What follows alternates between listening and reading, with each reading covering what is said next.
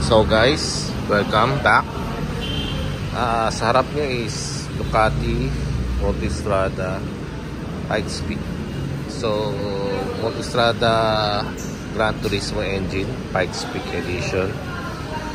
Bakit ako kumuha ng Pikes Peak? Because yung dati kong Multistrada na P4S, same lang siya. Kaya lang ayoko yung kulay. Ang kulay niya ay boring.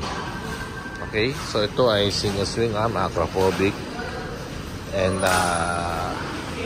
hindi siya mainit compare sa ito, mainit to. And also ang ganda ng balance niya, hindi siya maingay, hindi siya magaspang yung makina compare sa GS 1300, magaspang makina. So ano pa bang advantage nito? Magaan at very di naman, tama na yung power. Okay, so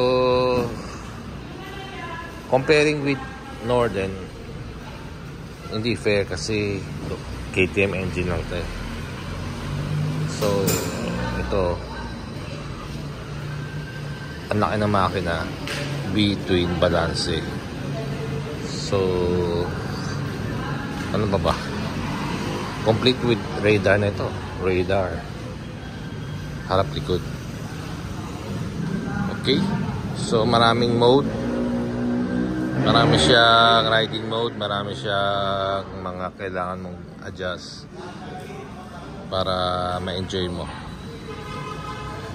Okay, yun lang for now.